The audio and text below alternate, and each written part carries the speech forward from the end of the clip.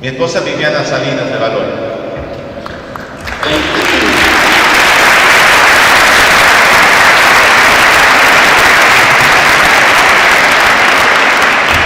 Muy bien, muchas gracias a todos y a todas por estar presentes acá. Y bueno, nosotros quisimos, cuando organizábamos esto con el apóstol Juan Carlos Ruta, decíamos, bueno, comencemos por un tema un poquito más, no tan fuerte como es el tema del abuso sexual infantil, que es un tema muy movilizante, que tiene que ver con la violencia hacia los niños. ¿Y qué es lo que vamos a hacer hoy en la jornada? Vamos a introducirnos en el tema de la violencia social, de la violencia familiar, de la violencia de género, para poder terminar y culminar al final con lo que es el maltrato infantil, como para que ustedes sepan el orden. ¿Por qué queríamos comenzar con este tema? Porque también la violencia física y la violencia emocional en los niños, por ejemplo, es un factor de riesgo para que se dé el abuso sexual. Por ejemplo, un niño maltratado en su casa, ya sea emocionalmente, donde se le dice no valés, ¿qué hace un pedófilo? El pedófilo le dice, si es un maestro, vos sos mi alumno preferido, lo empieza a conquistar con palabras, porque en su casa no recibe afecto, pero recibe afecto del maestro. Y así sucesivamente, los perversos, los pedófilos, eligen niños con características psicoafectivas, donde ellos tengan carencia de una autoestima, carencia de que lo valoren. Por eso nosotros levantamos la bandera de la no violencia, de que nosotros podamos hacer un estilo de vida por la no violencia. Yo le digo a los preventores, le digo a todos los que se forman como actores sociales, que nosotros nos tenemos primero que cuestionar mi historia de violencia. ¿Qué pasó en mi pasado? ¿Sí? ¿Qué pasó en mi pasado si yo sigo teniendo esos modelos violentos en mis gestos, en la forma en que vivo, en la forma en que me expreso? Y decía Nelson Mandela, que falleció hace poco, el Premio Nobel de la Paz, que él decía en el primer informe mundial de violencia y salud que se hizo en el año 2003, dice, ¿qué legado le vamos a dejar a nuestros hijos? Y él hablaba del legado de la violencia. ¿Por qué? Porque la víctima aprende de su agresor y esto continúa y se repite de una generación a otra. Entonces, que nosotros podamos, esta generación tan preciosa, porque la verdad que es una gran convocatoria, y creo que lo que los convoca a ustedes es la justicia. La justicia de poder soñar con que nuestras generaciones no vivan, no le podamos dejar, por así decirlo, el legado de la violencia, sino el legado de la no violencia. Yo creo, como dice Nelson Mandela, que es prevenible la violencia. Es prevenible si nosotros nos ponemos de acuerdo, si podemos tener una mirada, una macro mirada de donde vamos a empezar a verlo y vamos a ir hasta lo que tiene que ver con nuestra vida personal, ¿sí? Muchos movimientos, ¿sí? Que han luchado por la no violencia no han tenido eco en la sociedad, porque en sus vidas, los militantes que decían la no violencia, en sus vidas personales había violencia. Entonces no tenés autoridad, ¿no? Entonces, qué importante que nosotros podamos decir que es posible prevenir, es posible el cambio. Nosotros creemos en la teoría del cambio, ¿sí? Así como un niño que es testigo presencial de violencia, ya sea física, donde él ve que el padre la golpea a la madre, dice que el trauma, que es el cambio neuroquímico en el cerebro, queda en ese niño testigo de violencia, y si ese niño no es prevenido, puede repetir el modelo de violencia, así también el modelo no violento, así también en las buenas costumbres, el buen trato. Nosotros en este programa que hemos creado, cuando al niño le enseñamos lo que es maltrato, hacemos talleres de práctica de buen trato, que después vamos a tener un momentito al final de este día, quiero que vamos a hacer una práctica que yo le llamo psicodramática, si Dios así nos permite, para que podamos experimentar, porque no nos enseñaron a tratarnos bien. El argentino tiene fama de que de 10 palabras, 8 son malas palabras. No sé si usted sabía, pero hemos sido ganadores en esto, ¿no? Es común en los jóvenes que se traten entre ellos, en vez de decirle el nombre, le dicen una mala palabra. Somos tildados y catalogados por esta cuestión tan grotesca. Pero lamentablemente las generaciones nuestras no aprendieron, ¿sí?, a tratarse bien. Yo me acuerdo, yo soy abuela ya, tengo 5 hijos, viene mi 7ª nieta en camino, y yo vengo de una generación en donde nos decían a nosotros, tratarnos bien a tu compañerito, convidarle al alfajor, convidarle la galletita. Yo me acuerdo aquí en jardín de 5, primer grado. ¿Qué es lo que nos enseñaba la escuela? Que nosotros debíamos tratar bien al otro, pero no nos enseñaron a tratarnos bien a nosotros mismos, a cuidarnos, el autocuidado, el autorrespeto, no nos enseñaron. Entonces hay una generación que creció con baja estima, una estima incorrecta, y vamos a ver que la mayoría de los delincuentes sexuales, los delincuentes que están en la cárcel por violencia, delitos de algún tipo de delito, su problema comenzó en la casa, en el hogar. La gente nos pregunta, y le debe preguntar a ustedes también, ¿qué hacemos con la violencia social? ¿Qué hacemos con la gente que roba? ¿Qué hacemos con el sicariato que ahora hay en Argentina?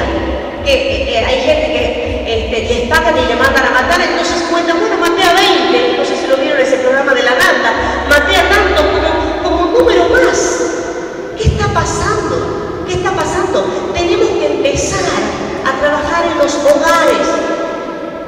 Aunque parezca esto muy sencillo, pero yo veo y escucho en los medios de comunicación que hacen el análisis. La otra vez esas chicas de Buenos Aires que salieron de la escuela y tuvo que ir internada esta chica, que le metieron patadas a sus compañeras del colegio.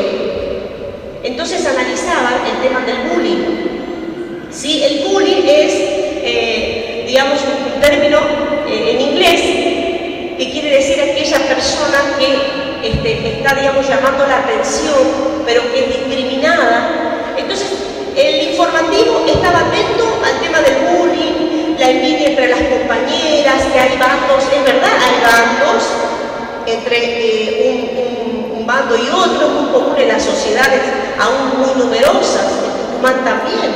Pero ¿qué está pasando en la casa?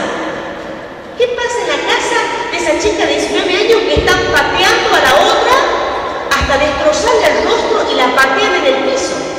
¿Cómo viven en esas familias la violencia? No sé si me entienden, no es ajeno, no está desconectado. Y muchas veces se sectoriza porque no se quiere meter con la familia. Pero una chica de 19 años que está tirando en el piso a su compañera porque es bonita y le quiere destrozar el rostro a patadas, es una situación terrible de violencia que viven esas mismas chicas de 19 años. Entonces nosotros nos tenemos que preguntar y saber que la violencia social sí es un, digamos, factor de riesgo, por así decirlo, a largo plazo de lo que comenzó en la casa, en las 4 paredes donde nadie ve, donde nadie mira, ¿sí? Por ejemplo, un niño que tiene problemas de aprendizaje, ¿qué hace la maestra? Muchas hacen análisis y viene la psicopedagoga, y bueno, hay un poco que se enteran de que los padres se golpean, se pelean, pero nadie quiere intervenir. En las escuelas las directoras tienen miedo de denunciar porque no les enseñaron que la ley las ampara a ellas. Si van a denunciar, la ley las ampara, ¿sí? Pero las maestras no quieren denunciar porque están silenciadas, porque no se las ha capacitado. capacitados porque ellas tienen autoridad y deber, si no entra en el delito de encubrimiento. Entonces hay tantos aspectos, y yo los felicito a todos los que están acá, porque ustedes pueden ser esos actores sociales, no importa si usted es psicólogo, psicopedagogo, usted es un lugar de abuela, puede ser una persona que levante la bandera por la no violencia en su barrio y no permitir la injusticia sobre los más vulnerables. Podemos, y es posible el cambio, es tremendo cuando nosotros vemos un niño, ¿verdad?, que ha podido ser rescatado, un matrimonio, una familia que vivían en violencia, que vivían en la droga, en la delincuencia. Hemos podido ver nosotros en Tucumán, más o menos cuando empezamos nuestro trabajo social, hace 20 años, Barrio Oeste, que es un barrio que está al lado de nuestra iglesia, un barrio donde era conocido por la juventud delincuente, no se podía pasar porque usted quedaba ahí desnudo, por así decirlo, de droga, de delincuencia. Muchos pasaron por nuestro centro comunitario, también por el trabajo espiritual, y hoy esos chicos, muchos de ellos murieron, otros están en la cárcel, otros están presos, pero la nueva generación cambió, porque nosotros, de alguna manera, desde nuestro aporte, ¿sí?, como fundación, como centro comunitario, la asistencia psicológica, porque la mujer no solamente hay que sacarla del entorno violento, sino que hacer un acompañamiento espiritual y también psicológico, porque si no vuelve con el violento, vuelve, sí, es un ciclo de violencia que ya lo vamos a ver. Entonces, qué importante es saber que se puede, que la violencia es prevenible, ¿sí? Y yo les quiero comenzar con un informe, y vamos a ir a la primera filmina, ¿sí?, de que la violencia es un problema, ¿sí?, mundial de salud pública. Y yo los felicito acá en Desarrollo Social. Es tan importante saber que nosotros podemos, desde nuestro aporte, como decía acá la secretaria de Desarrollo Social, desde nuestro aporte como ONG, como iglesia, como escuela bíblica, como pastores, como mamás, nosotros podemos, ¿sí?, influenciar, ¿sí?, entender que el problema de la violencia familiar, de la violencia social, es un problema que nos toca a todos. No es de índole privado, sino es de índole público, y nosotros nos tenemos que meter. Hay un análisis y hay algunos videitos que pasan por la televisión o por YouTube o por el Face, de que la gente no se mete. ¿Usted sabía? Sí, pueden estar golpeando a alguien, pateando a alguien, no te metas. Eso nos quedó, ¿sí?, de tantos años de gobiernos militares, no te metas. Mejor no te metas, no hagas nada. Entonces el no te metas es como el avestruz que mete la cabeza en el hoyo y cree que no pasa nada. Pero nosotros tenemos que cambiar nuestra manera, tenemos que cambiar nuestra manera de saber que podemos hacer ese aporte, que podemos defender a ese niño que yo estoy escuchando que la madre lo latiga, que le mete manguerazos. Yo puedo defender. Yo les digo a las madres, cuando ustedes vayan a la comisaría a hacer la denuncia, y usted sabe que no le quiere levantar la denuncia al policía, usted dígame el nombre del comisario, a ver dónde está el comisario, ¿cómo se llama usted? Porque el policía se posiciona desde la ignorancia de la madre. Usted tiene que hacer una denuncia, no una declaración civil, y tiene que tener la copia. Entonces nosotros las instruimos a las madres para que ellas sepan hacer la denuncia y sepan cómo presentarse en la comisaría. Porque pobrecitas muchas veces no saben. Entonces no tenemos papel romaní, no le podemos hacer la denuncia. Ah, sí, ¿cómo es su nombre? Dígame. Entonces, cuando nosotros empezamos a anotar el nombre del comisario, ¿verdad?, del cámara, ya las cosas comienzan a cambiar, porque nos posicionamos en nuestros derechos como ciudadanos. Tenemos que saber nuestros derechos, ¿sí?, obviamente para poder exigir que se cumplan. Bien, entonces, fíjense que en este informe mundial de violencia y salud hay 3 tipificaciones de la violencia que estamos hablando, y en esa tenemos la violencia autoinfligida, la violencia interpersonal y colectiva. Esas 3 grandes lineamientos, y vamos a pasar a la otra, es donde yo me quiero enfocar.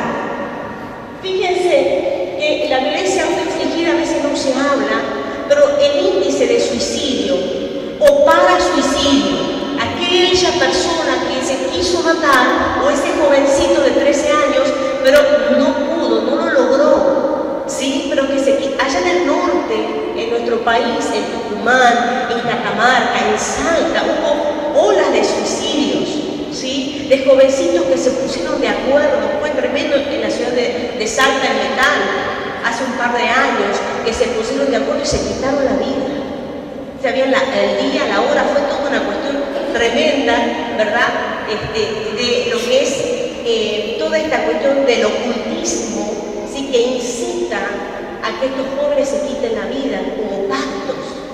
Hace unos días salió esta información de Estados Unidos de 2 niñas de 12 años apuñalaron a otra compañerita de 12 años en Wisconsin, en Estados Unidos, porque estaban siguiendo unos juegos de red, no me acuerdo cómo se llaman, pero había un personaje en este juego de red que le decían que ellas, para ser aceptadas en ese grupo, tenían que matar.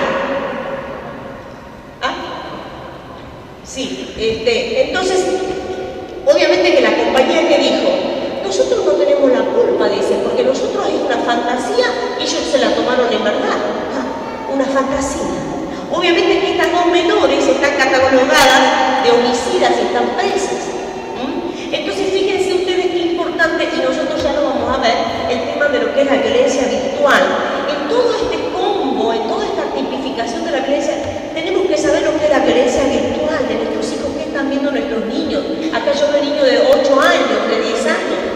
Hay niños que van a los ciber y que los juegos de red, escuchen bien, para ganar, para entrar en los laberintos, para ganar más puntaje, hay juegos donde tienen que violar, sí, o matar. Para los que son crackers en los juegos, lo hacen. Y hay algunas personas adultas adictas a los juegos que juegan a nivel mundial. Entonces tenemos ahí un factor de riesgo de violencia de nuestros pequeñitos. Por eso ahí en el material que usted vea, se llama La Nueva Escuela de Satanás, de Diony Baez en Estados Unidos. Hace todo un análisis de personas, ¿sí?, que mataron a causa de que en el juego de red estaba perfectamente planeado la muerte, como les pasó a esta chica de 12 años. Entonces, fíjense que el tema del suicidio, consumado, automutilación, autoagresión, si bien es una violencia hacia la misma persona, pero este tipo de violencia trae grandes daños a toda la familia. ¿Saben lo que decimos los psicólogos sociales de las personas que se suicidan? Que esa persona que se suicida tenía tanto violencia dentro que fue como un boomerang. En vez de lanzarla hacia la otra persona, se la lanzó hacia sí mismo. La mayoría de las personas que se quitan la vida, los niños, las niñas, dejan una carta. Entonces, son situaciones que nos tienen que alarmar, porque saben una cosa, la tasa de edad, de promedio de las personas que se suicidan, cada vez está bajando. Esto nos tiene que alarmar a nosotros. Por eso nosotros en EPASE da talleres de prevención del suicidio. Nosotros damos en nuestro pack de capacitaciones y talleres que hacemos a los juveniles, a los adolescentes, a los jóvenes. Tenemos un taller que se llama Prevención del Suicidio. ¿Saben cómo se previene el suicidio? Trabajando la comunicación. Porque la persona que se suicidó no pudo comunicar lo que le estaba pasando. Usted dirá, ¿qué tiene que ver la comunicación, la buena comunicación con la prevención del suicidio? Está directamente relacionada. Nosotros pudimos trabajar en un penal de mujeres en la ciudad de Posadas, en Misiones. Eran mujeres con cadena perpetua. Hicimos un taller, eran 50 mujeres que estaban allí en ese taller. Hicimos la prevención del suicidio. Eran mujeres que estaban siendo asistidas espiritualmente por una iglesia evangélica, y hicimos este taller.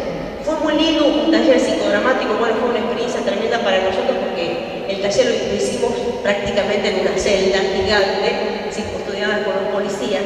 Pero llegamos a la conclusión de que estas mujeres se querían quitar la vida porque nunca pudieron expresar lo que les pasaba. Nunca pudieron hablar. Se ponían tan nerviosas cuando querían expresar sus cosas, ¿sí?, que querían quitarse la vida. Entonces, qué importante en la casa, En nuestra casa, yo he tenido hijos, yo tenía el más chiquito, tenía 5 años y la más grande 15. De todas las edades son importantes. El gurrumino, como yo digo, de 2 años, 3 años que habla en su media lengua, es importante lo que está diciendo. Lo que le pasa en el jardín. Lo que le pasa en el jardín, hay jardines, allá en Tucumán, hay guarderías infantiles, maternales que le llamamos, que no entran en lo que es, en lo que es el Ministerio de Educación, entonces son instituciones privadas que no están controladas, y hemos descubierto ya 2 guarderías de niños hasta 4 años que sus dueños son pedófilos. Las dueñas son mujeres pedófilas, donde le hacen hacer cosas tremendas a los niños de pequeñitos. Entonces nosotros tenemos que saber que lo que me dice, lo que me está diciendo en su media lengua es importante, lo que está pasando en la escuela, lo que pasa en el jardín, en el baño de la escuela, de la primaria, donde hay abuso sexual. Entonces a veces cuando venimos a la casa estamos con el televisor y ni escuchamos lo que dicen nuestros niños. Y niños han sido testigos de violaciones en los baños. Eso es tremendo.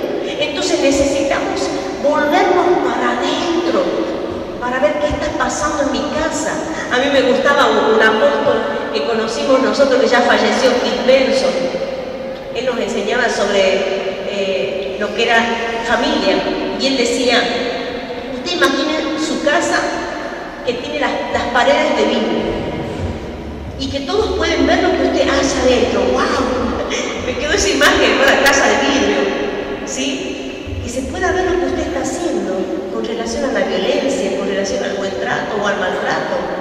Yo me quedo con esa imagen, porque a veces, como vuelvo a decir, la violencia comienza en el seno de la familia.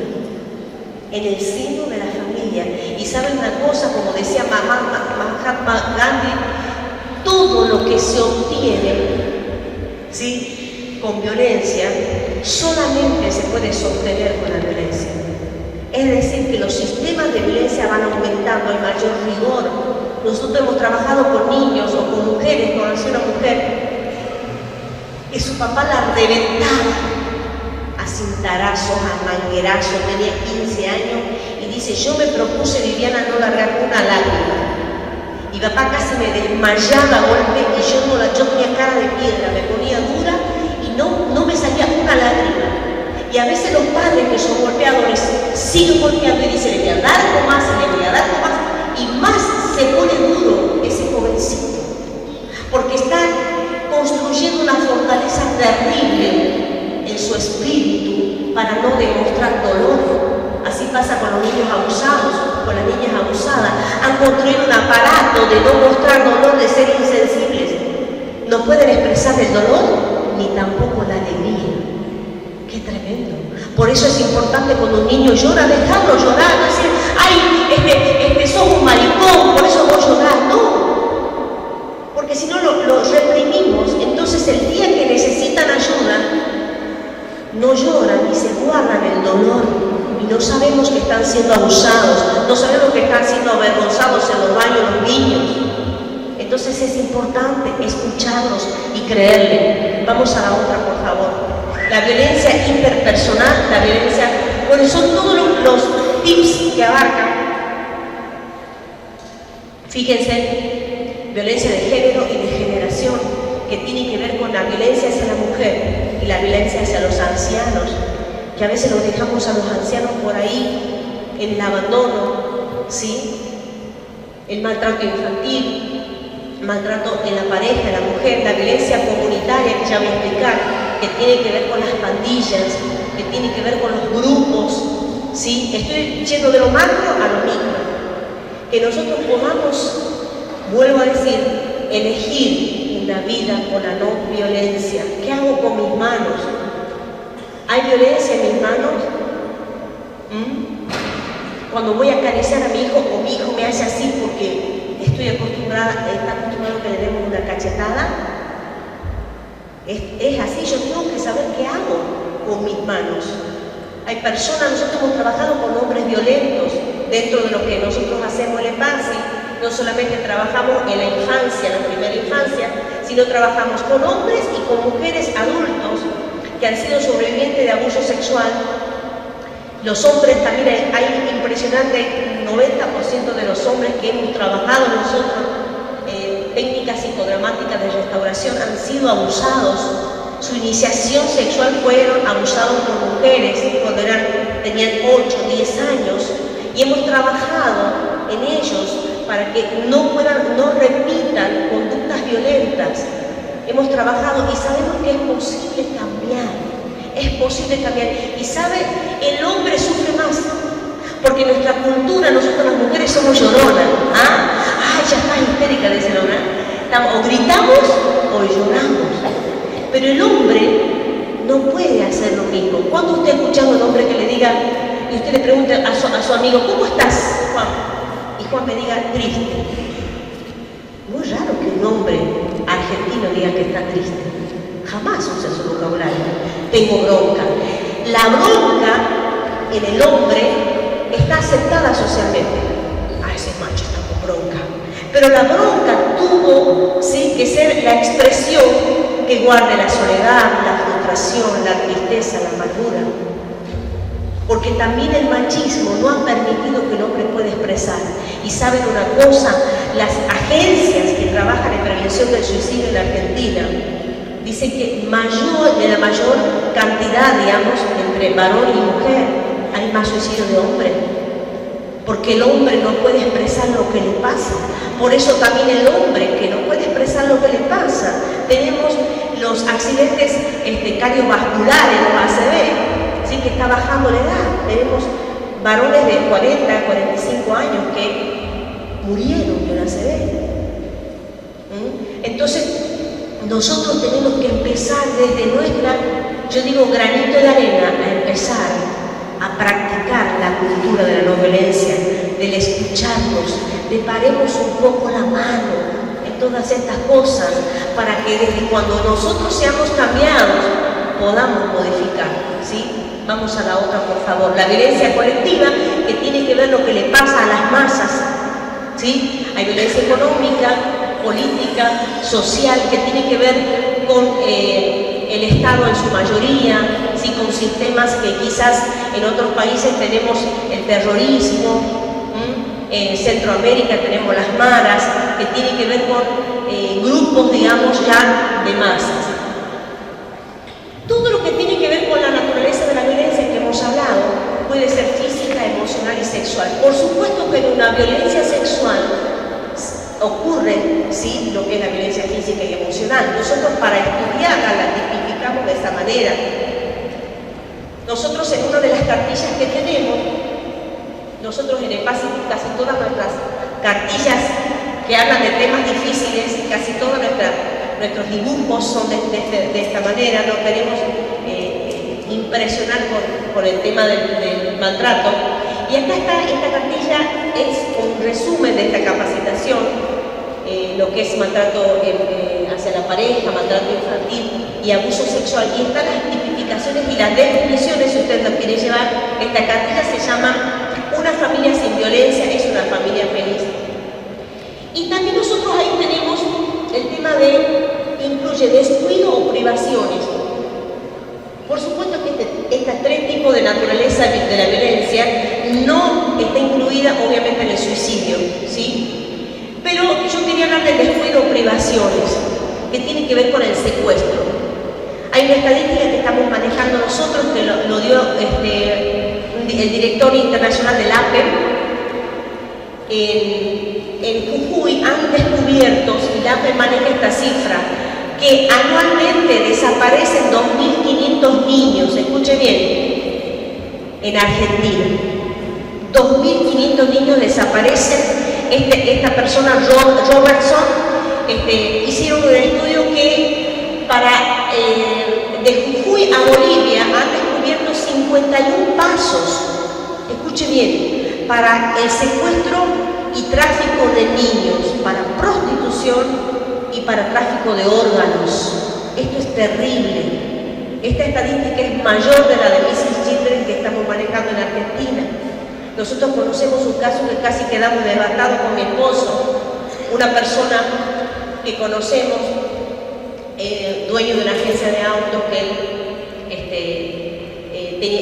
cocainómano, entonces tenía los dos riñones, digamos, hecho pedazos, y le contaba a un amigo nuestro que atendía a un empleado de él, que él se había ido a Bolivia. Estuvo un mes ahí y se vino con 2 riñones nuevos. Yo quedé helada. Yo digo, esto es terrible. O sea, esos 2 riñones que le pusieron es de alguien que mataron, alguien que fue muerto. Y nosotros también en Argentina, ¿cuánto se espera para un trasplante de riñón? Entonces tenemos que saber cuál es nuestra situación. Nosotros en EPASI, y nosotros queremos ofrecer, por eso estamos acá desde EPASI, queremos ofrecer nuestros talleres. Nosotros hicimos talleres de prevención de secuestro. Le enseñamos a la mamá en Tucumán a cómo llevar los cochecitos, ¿sí? Cómo tiene que ser la mamá con el bebé, con el cochecito, para que ese bebé no sea robado. ¿Sí? Indicaciones que tienen que ver con la parte práctica para evitar el secuestro. Nosotros en Tucumán tuvimos algunos casos muy cercanos de nenitas que salían de la escuela de 11 años de edad, en donde Tucumán, todo el centro de Tucumán está con cámaras, todo el microcentro tiene cámaras, ¿sí?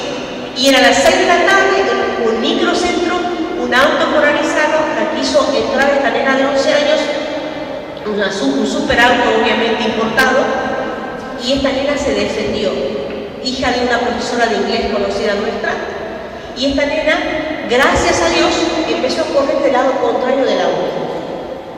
La madre tuvo una crisis, fue algo tremendo, y nosotros decimos, ¿cómo puede ser que en pleno microcentro de Tucumán haya un intento de secuestro a las 6 de la tarde? O sea, la impunidad es justamente esta gente. Entonces nosotros necesitamos enseñar a nuestros hijos, a nuestros adolescentes, ¿sí?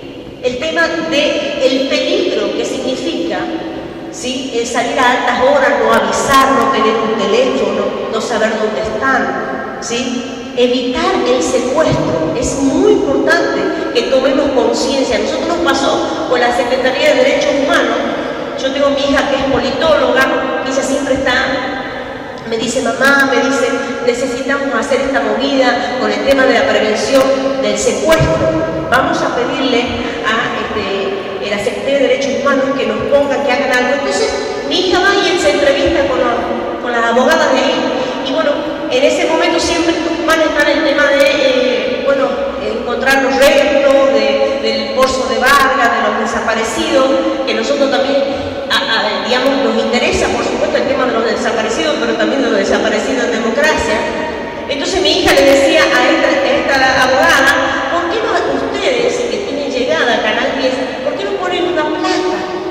Una placa que diga, si su hijo desaparece, usted tiene que saber antes que salga del país. Ay, ¿sabés que no nos habíamos dado cuenta? No nos imaginábamos, no sabíamos, por supuesto que nunca hicieron nada. Pero nosotros le pedimos solamente una placa que diga un 0800 en el caso que desaparezca, ¿sí? Más de 24 horas, porque a las 48 horas ya está fuera del país.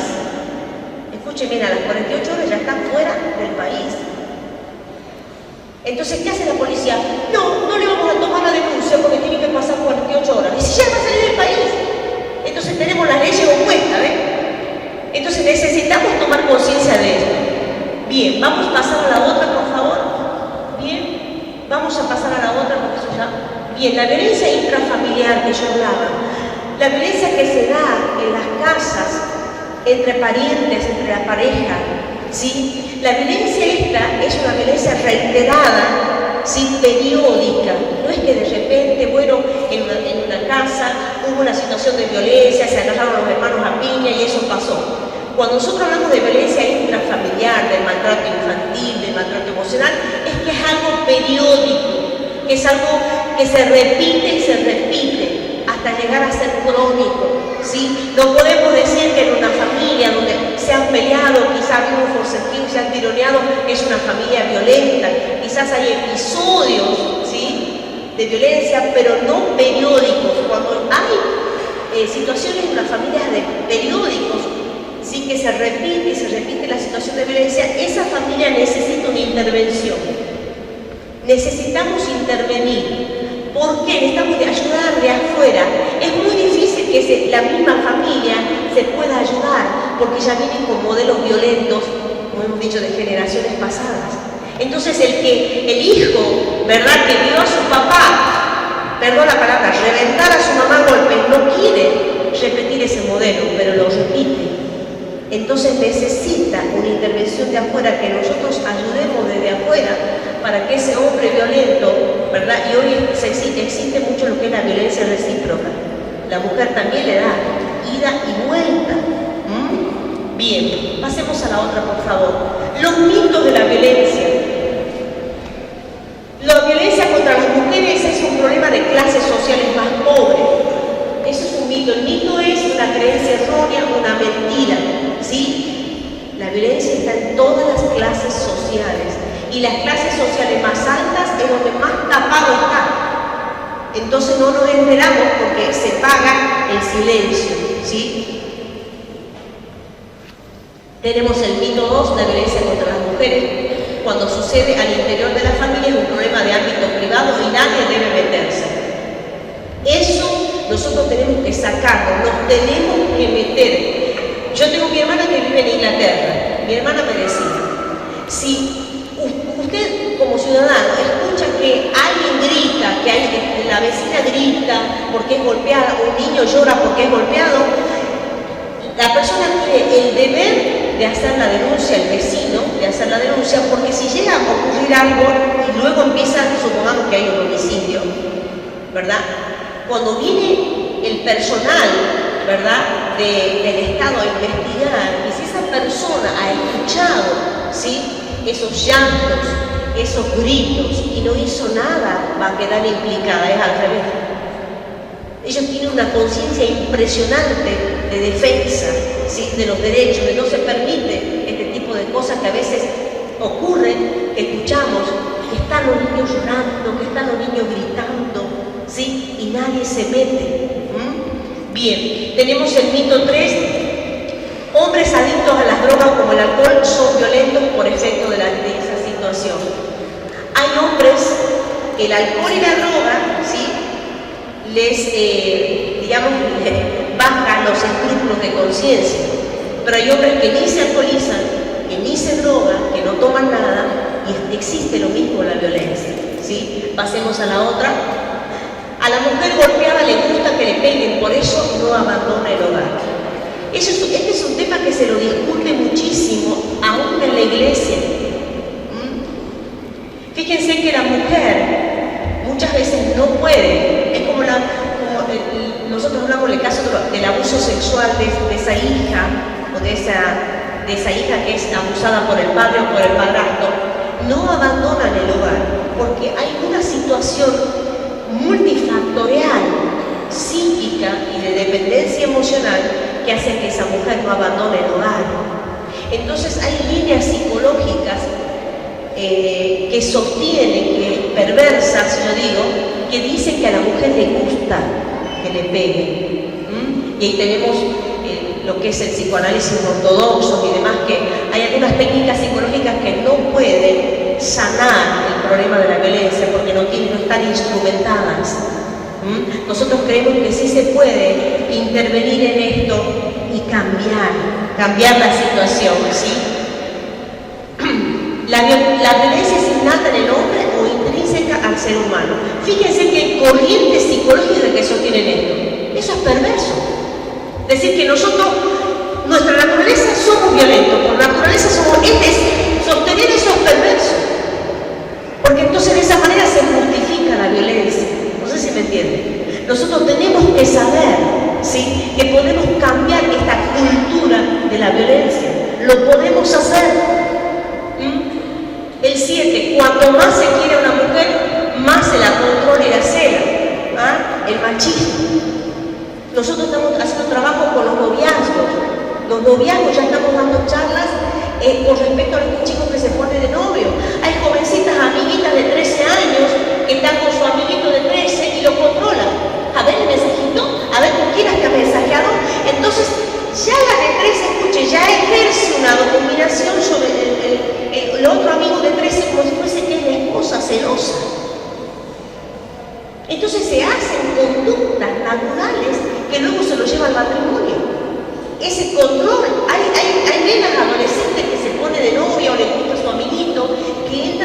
situación tremenda, que hay que pararles la mano. Hay que parar. Si son amigos, ella no te puede controlar así. Porque imagínense si a los 13 años está haciendo, ¿qué va a pasar cuando sea adulta? Esta relación, ¿a dónde va a ir a parar? Bien. 8. Donde hay violencia no hay amor.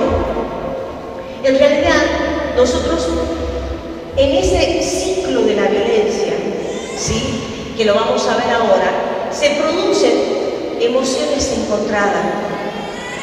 Amor, odio, ¿verdad? Lo mismo ocurre en el abuso sexual, ¿sí? Esa niña lo ama a su papá, pero su papá le hace cosas malas. Entonces hay una mezcla, ¿sí?, de emociones encontradas. Cuando se trabaja en esto hay que tener mucho cuidado en largar palabras sueltas y no saber la problemática que estamos trabajando, ¿sí? Pero ya hemos hablado de todo esto en la violencia conyugal. Todo acto u omisión que tiene la intención de controlar o someter, que resulte en daño a la integridad física, emocional, sexual o económica, utilizada contra mujeres, adolescentes o adultas por su pareja actual, ¿sí?, o anterior. Pasemos, por favor. Bien. También la violencia basada en el género, ¿sí?, se da en dos ámbitos, el público y el privado. La discriminación en el trabajo, el tráfico de mujeres para prostitución, la utilización del cuerpo femenino como objeto de consumo, la segregación basada en ideas religiosas, el acoso sexual en el privado, la violación marital y el femicidio. Yo quería, fíjense, cuando nosotros hablamos de violencia sexual basada en el género, muchas veces nosotros en nuestra cultura decimos, yo estoy en contra de la trata de personas, en contra de la secuestro de mujeres. Nosotros tenemos nuestra hija mayor, ella es pastora en la ciudad de Ituzaingó, Corrientes, y ella está haciendo un trabajo a través de PASI y de un centro de ayuda a la familia, un trabajo en contra de la trata. Está trabajando con justamente el municipio, han sacado leyes en donde todos los hoteles de turismo tienen que decir no a la trata. Hay ahí mucho lo que se llama secuestro de adolescentes en la ciudad de Corrientes. Y fíjense que una de las maneras que nosotros podemos ayudar es el no consumo de lo que es todo lo que es la propaganda de la venta del cuerpo de la mujer. Nosotros como familia, escuchen bien, como hombres y como mujeres, no tenemos que contribuir a eso. Porque si nosotros decimos que estamos en contra de la trata, en contra de la prostitución de la mujer, no miremos esos programas de los travestis, de las mujeres semidesnudas, porque estamos pagando, no sé si me entienden. Entonces nosotros tenemos que ser íntegros en nuestra manera de pensar. Porque si no, ¿qué hacemos? Nos reímos con los travestis, nos reímos con las personas semidesnudas. Nosotros lo tenemos claro, nosotros hasta tenemos problemas con la gente que hace los carnavales, las famosas salidas, que querían en los carnavales salir con los niños, las niñas de 4 o 5 años con las colas con los trajecitos del carnaval, mostrando la nalga. Le digo, no vamos a permitir que nuestros niños salgan así. O las niñas vestidas de árabe, las danzas árabes, todas las danzas de las modalistas con movimientos copulatorios sexuales. Nosotros le enseñamos a los padres, si usted quiere criar a su hija, que su hija no use una bombachita cola lace. Hay que son niñas que van a la playita. ¿Saben que un pedófilo se excita totalmente cuando ve una niña así? Entonces los padres, no, esto es la última moda, que se le vea las nalgas. Entonces nosotros mismos, con nuestra cultura, escuchen bien, sexualizada, porque vivimos en una cultura sexualizada, estamos entrenando de alguna manera con la moda a nuestras niñas a que el día de mañana su cuerpo se venda. Es así. Entonces tenemos que cambiar acá nuestra concepción de las nenas, la concepción de las mujeres. Yo he trabajado con niñas que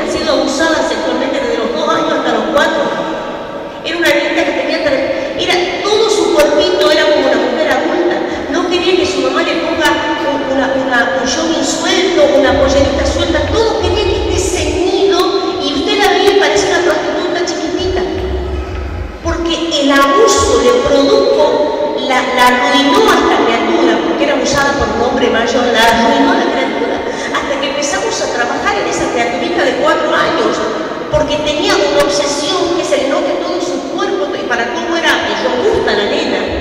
Entonces yo decía, estábamos trabajando, porque trabajamos con niñas sobrevivientes de abuso, y decíamos, este tipo y la tía, porque los dos la abusaban, le arruinaron la vida a esta criatura. Entonces esta nenita estaba trabajando conmigo en mi consultorio. Entonces, bueno, yo para entretenerla, 4 años, para entretenerla mientras hablábamos y todo, me dice, yo quiero jugar a las Barbies, yo quiero jugar a las Barbies.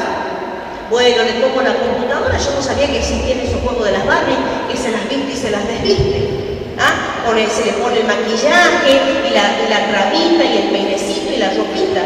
Pero usted tiene que saber que el dueño de las Barbies es un adicto sexual. Y todo lo que es la muñeca Barbie es una muñeca sacada de Playboy. Entonces esta nenita, sí, cuando tenía que vestirla a la muñequita con dibujito, se excitaba. Estaba enloquecida cuando, claro, porque ella la puso una mujer. Entonces estaba enloquecida cuando ponía el corpiñito y lo sacaba el corpiñito. Era una cosa que yo primera vez que veo ese dibujito. Es un jueguito donde la nena la viste a la Barbie. Pero por supuesto, sí, con toda la opulencia que tiene que ver con las mujeres de Playboy. Entonces nosotros, en nuestra casa, en nuestros hogares, necesitamos comenzar a mirar y ver cómo está nuestro hogar. ¿Qué están haciendo nuestros niños? Por eso la violencia abandónica, escuchen bien las mamás y los papás. Ah, bueno, lo dejo ahí con el televisor, lo dejo ahí con la computadora. Violencia abandónica. Porque ¿quién le está predicando? ¿Quién le está dando las ideologías a nuestros hijos? Los jueguitos esos. ¿Me entienden? Bien, vamos a la otra, por favor. ¿Sí? Pero luego la fase de violencia continúa de nuevo. Acumulación de tensión a través de burlas, descalificaciones, denigraciones. ¿Se acuerdan que hemos hablado del lenguaje? ¿Sí? De la comunicación. Entonces ese hijo aprende a denigrar a la mamá, ese hijo aprende a denigrar a las hermanas, porque lo ve del papá. Luego tenemos un episodio agudo que quizás hay un golpe, una patada, una cachetada, una lesión. Y luego cuando se arrepiente, pide perdón, llora, o a veces no llora pero pide perdón, luego la pareja entra en una fase de luna de miel, hay una nueva reconciliación, pero si no se interviene ese ciclo de violencia va a volver a aparecer, porque no hubo un tratamiento, una intervención. En Estados Unidos, a los que tienen episodios de violencia, le dicen, bueno, para que no seas penalizado, tenés que hacer este tratamiento psiquiátrico, este tratamiento psicológico. Hoy acá en Argentina es muy difícil que usted encuentre eso, muy difícil, ¿sí? Y que se reconozca, hay una necesidad de poder prevenir la violencia en los hombres, ¿sí? Y lo mismo también en mujeres violentas. La otra vez estaba trabajando hace unos años con una mujer que su esposo, digamos, la maltrataba verbalmente, pero ella un día, que su esposo era muy coqueto, un día entró en una crisis de nervios y lo pegó un arañazo en la cara. Y bueno, vine a mi casa, y claro, como sabían que nosotros defendíamos los derechos, no solamente los derechos de la mujer, los derechos del hombre, ¿por qué no? Los derechos del hombre. Entonces yo digo, mira, le digo, si vos hubiese venido con la cara arañada, tu esposo te hubiese arañado la cara, le digo yo así, quizás yo le hago una denuncia a él. Porque mirar, te hubiese dejado la cara arañada, ahora vos le has dejado la cara arañada a él. Yo te tendría que hacer una denuncia a vos, porque es igual. Entonces a veces creemos que la mujer tiene impunidad y no es así. Cuando nosotros decimos defendemos los derechos de la mujer, pero también defendemos los derechos del hombre. Y estamos trabajando desde PASI el valor de la hombría, porque necesitamos que nuestros hijos varones, nuestros niños varones tengan el modelo sano de un hombre, de un varón. Y el problema hoy en día de la homosexualidad y de todo lo que nosotros estamos viendo en los que se cagan de sexo y todo, son personas que están sufriendo porque hubo un momento en su vida, ¿sí?, que no tuvieron lo que es la paternidad, ¿sí?, estuvieron huérfanos, no hubo modelos de varones sanos, ¿sí? Nosotros también estamos trabajando con personas que han venido a pedir ayuda, que han venido de alguna manera a cobijarse en lo que es el trabajo de paz, ¿sí? Bien, pasemos a la otra, por favor, ¿sí? Bueno, eso ya lo vamos a decir al último. Bien, yo quería un poco, tenemos la hora avanzada, vamos a ver un puntito de lo que tiene que ver con lo que es el maltrato infantil. No me quiero detener mucho en la filmina, pero yo quiero dejarles un mensaje que tiene que ver con los modelos que nosotros arrastramos. Tenemos que saber que yo puedo cambiar, que mi generación puede cambiar y erradicar ese modelo.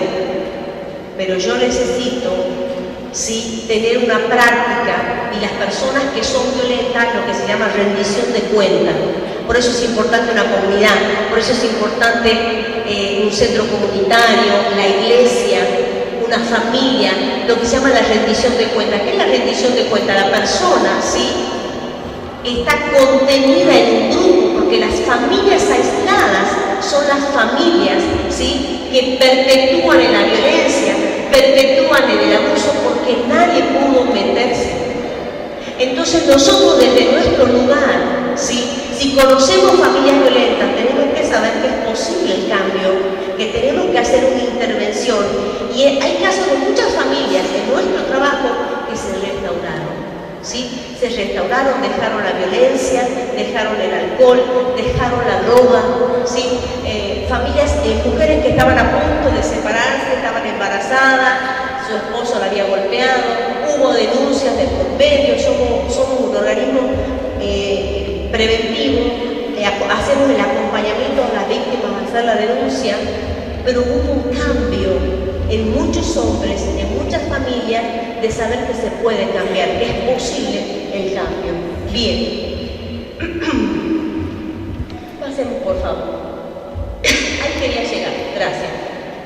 Fíjense que acá nosotros tenemos lo que es el maltrato infantil por acción o por omisión.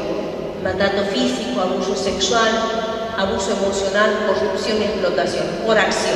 Y por omisión, el abandono físico, la negligencia, el abandono emocional y el maltrato institucional. Todo ese digamos, tipificación, por así decirlo, son lo que pasa a nuestros niños, ¿sí?, cuando tiene que ver esto con la corrupción. Nosotros hemos visto en Tucumán, por ejemplo, familias y padres que viven en las zonas rojas, que le enseñan a los niños a robar. Le enseñan cómo, pues, si se para el auto, cómo tiene que hacer, cómo tiene que entrar, lo que tiene que ver la corrupción, de enseñarles a delinquir, ¿sí? Son obviamente familias que ya están en la situación, tenemos zonas rojas en Tucumán en donde nosotros tenemos que intervenir cuando ocurre este tipo de cosas y tenemos que andar muy despacio. Generalmente las familias donde ya los padres enseñan a delinquir a sus hijos están en una situación de extrema vulnerabilidad, ¿sí?, donde esas familias ha habido mucha violencia, quizás la droga, el robo, que son familias donde una intervención, digamos, individual quizás no se pueda hacer, sino con otros especialistas para poder modificar esa situación. Nosotros tenemos lo que es la explotación sexual, la explotación laboral. Allá en Tucumán hay muchísimo trabajo infantil, ¿sí?, en las calles, hay niños tirados, por así decirlo, en la calle, y lamentablemente muchas veces socialmente se ha naturalizado.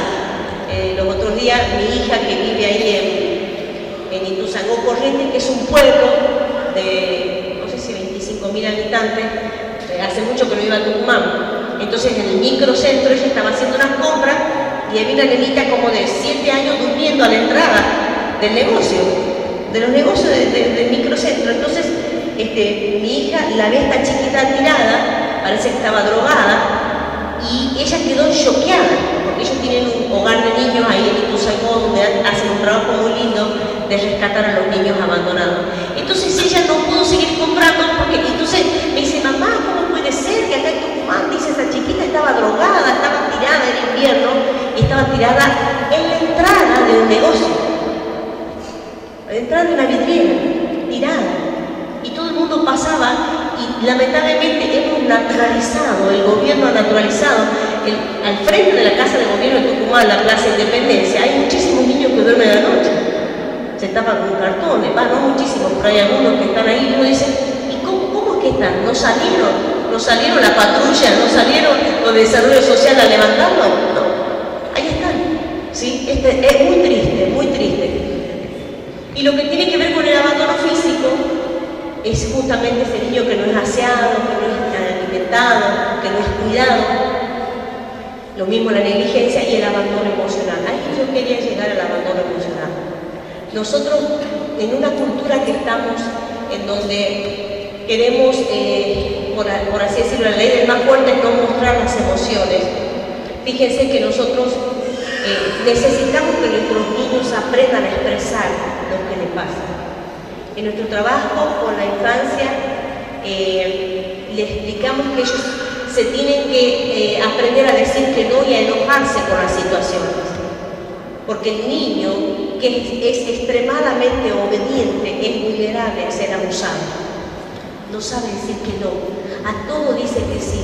Nosotros le enseñamos a los niños que hay adultos que le hacen cosas malas a los niños, no que todos los adultos dicen la verdad ni que todos los adultos son buenos. Llega un momento en el programa que el niño sabe defenderse, sabe que puede estar corriendo una situación de riesgo. A veces que hemos enseñado, no te acerques a un desconocido, no hables con un desconocido, pero resulta que la mayoría de los abusos sexuales los comete alguien cercano a la familia, alguien muy amigo a la familia, alguien allegado a la familia. Entonces estamos enseñando al revés, ¿me entienden? Muy bien, y vamos a pasar, porque quiero llegar, avanza un poquitito, más. Ahí está, adelante un poquito más. Bien, el otro, el anterior y el anterior. Ahí está, bien, ahí está. Las consecuencias del maltrato infantil: trastorno de la identidad, baja autoestima, comportamientos violentos, autoagresión, dependencia, conductas antisociales.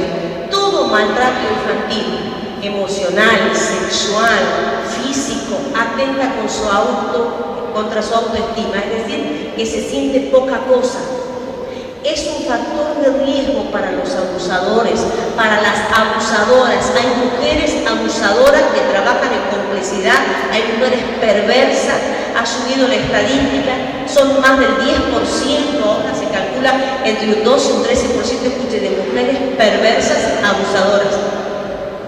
Y cómo hacen toda una cuestión de seducción. Hace unos años salió el caso de un matrimonio adinerado en la isla del Tigre, que ellos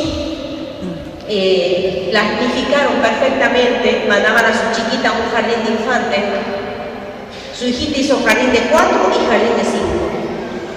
Este matrimonio de empresarios le ganó el corazón a los papás de estas nenitas y hacen, escuchen, pijama party en la isla.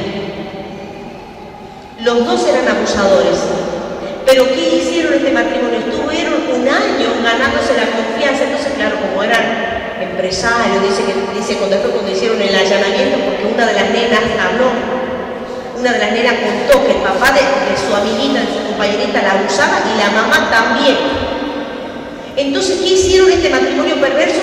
Pues estuvieron un año haciéndose amigos de los padres de todas las nenitas del jardín de infantes para todos. Entonces, le entregaban ciego, le dejaban el fin de semana te dejaban los niños. Eran preescolar. Hicieron los allanamientos, dice que encontraron 200 Barbies. Toda una ciudad preparada para los niños. Porque los perversos y las perversas planifican perfectamente el abuso sexual. Los asaltos sexuales de un desconocido en un pastizal, en un campo, ¿saben cuántos son? Entre el 3 y el 7%. O sea que tenemos un 93%, ¿sí?, que no son asaltos sexuales de un desconocido, sino que es un conocido y planifica perfectamente el abuso. Entonces va a mirar que ese niño tiene baja estima y lo va a empezar a lavar. Vos sos mi alumno, alumna preferida. Yo te prefiero más que todo, entonces te quedás al final de la clase y así te regalo un alfajor. Y empieza la seducción. Vamos a la otra, por favor. Bien. Y todos estos son indicadores que a veces lo conocemos o no, que tienen que ver, ¿verdad?, con ahogamientos o asfixias, quemaduras, lesiones óseas, lesiones de impacto directo, sacudida de latigazo, lesiones cutáneas en algunos lugares del cuerpo. Y no voy a mostrar mejor las fotos porque tengo niños muy pequeños acá, que son fotos que tienen que ver con la violencia que se puede llegar a ejercer en un hogar, terribles, de golpes, de quemaduras. Sí, nosotros hemos trabajado cuando estuvimos por más de 10 años comedores infantiles. Entonces las madres, para que las bebés no se orinaran, escuchen, los pañales, ¿sí?, le acercaban la colita a la bebé al garcero, como un sistema disciplinario, para que aprenda a no orinarse encima. Eso lo vimos nosotros en nuestro comedor infantil, las madres, como un sistema de educación. Entonces la nenita y la madre no sabía cómo ocultar, bueno, no, tiene la colita quemada, bueno, no toques esto, entonces te quemo con la plancha, como torturas. Nuestras manos son una obra de ingeniería preciosa, que nuestras manos tienen todo lo que es los nervios de nuestros dedos y todo, y casi no hay carne. Entonces, si nosotros a ese pequeño le empezamos a golpearle las manos, podemos destruir las manos, imagínense ustedes, de por vida. Conocemos casos donde han pegado tanto las manos de esta criatura porque había cortajeado un sillón, porque había aprendido a cortar con la tijerita a los 5 años, y esta persona recibió tantos golpes, esta nena de 5 años, que le quedaron inutilizadas las manos para toda la vida. Que creemos, no le vamos a pegar, o en el tiempo que se usaba la varilla, pegar en el rostro, nuestra cara, nuestro rostro, nuestra cara de presentación es lo que somos. Por eso una cachetada es tan humillante.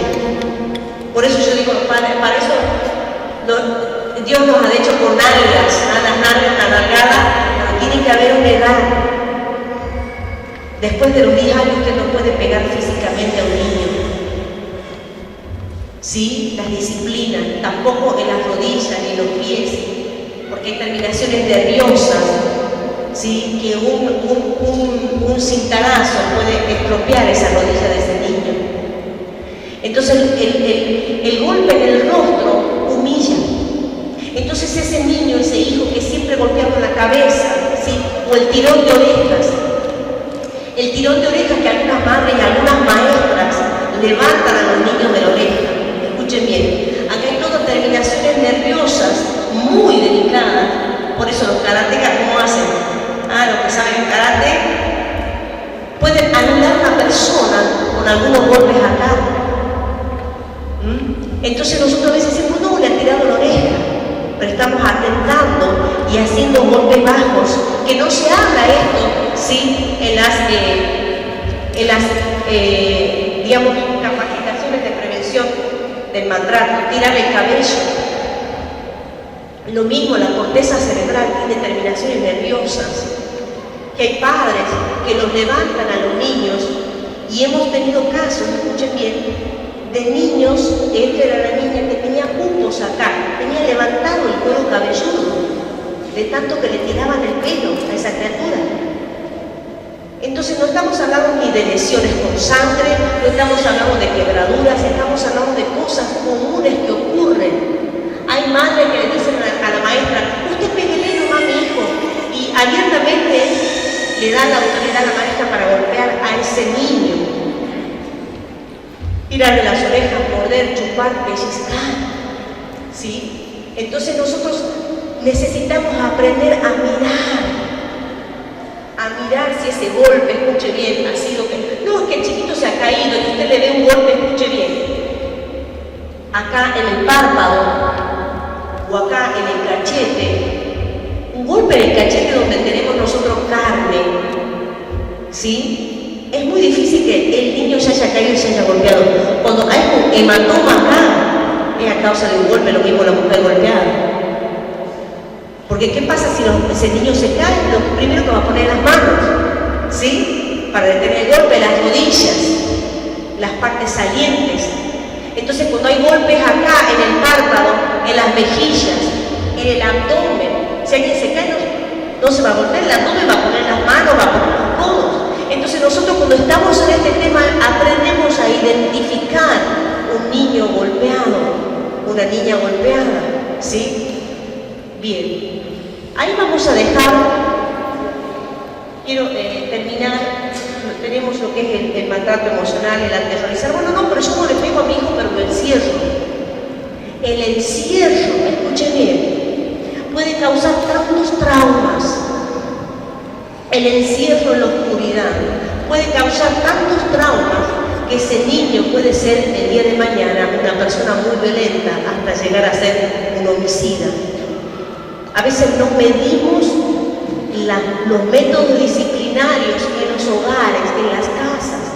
Nosotros nos pasó que estábamos trabajando con los talleres de paz y que dábamos en las iglesias, damos en centros comunitarios, en las iglesias católicas, en la iglesia evangélica, y esta era una nena que estaba contando, porque los chiquitos hablan y nosotros tenemos la modalidad de la psicología social que levantamos crónicas.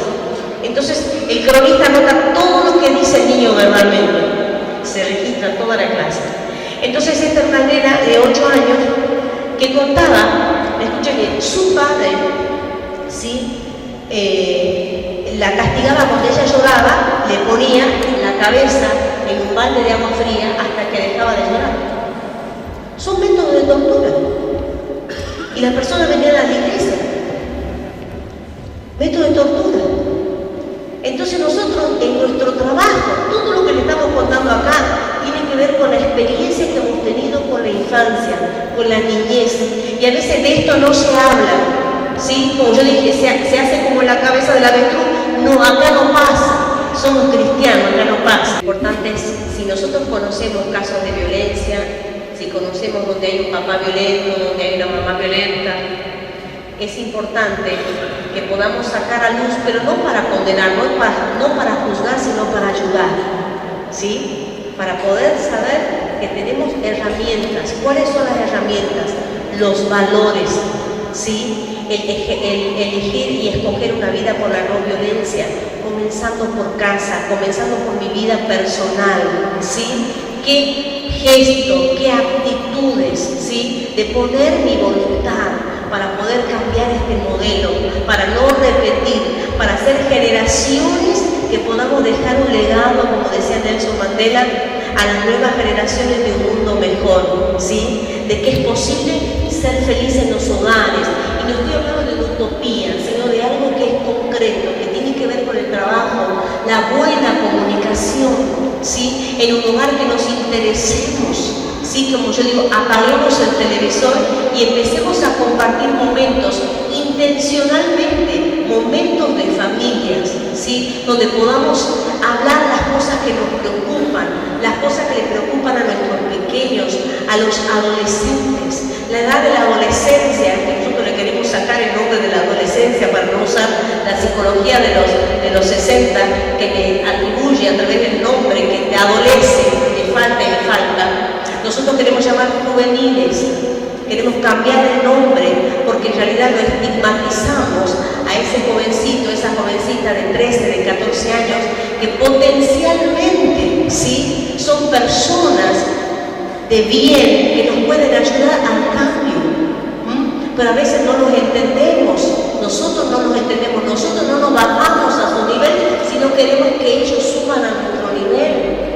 Muchas veces cuando ellos están encerrados porque están pasando situaciones de bullying, están pasando quizás un abuso sexual, se vuelven herméticos y no hablan. Hay mujeres que recién han hablado de su abuso a los 50 años, a los 80 años han podido romper el pacto de silencio. Es terrible, es terrible. Hay mujeres que se han enfermado de artritis, generalmente deformante, a causa del dolor que no lo pudieron poner en palabras. Entonces comencemos a hablar con alguien que nos puede ayudar a romper ese pacto de silencio, de la violencia emocional, ¿sí? No esperar a que lleguemos a situaciones de un parasuicidio, de una situación extrema, porque sabemos que también si no podemos hablar de esa situación difícil, nos enfermamos. Las enfermedades psicosomáticas son producidas porque en un momento de crisis, lo hemos hablado, el vitiligo, las enfermedades de la piel, la psoriasis, ¿sí?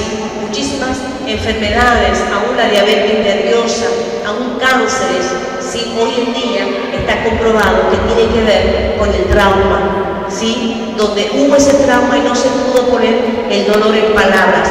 Nosotros allí en el stand tenemos mucho material de sobrevivientes de abuso sexual que cuentan sus testimonios, cómo se restauraron, cómo pudieron salir, cómo pudieron romper el pacto de silencio, ¿sí? No te quedes, no se queden encapsulados en su problema, si no nos horrorizamos con su problema, sino que sabemos que es posible cambiar, ¿sí?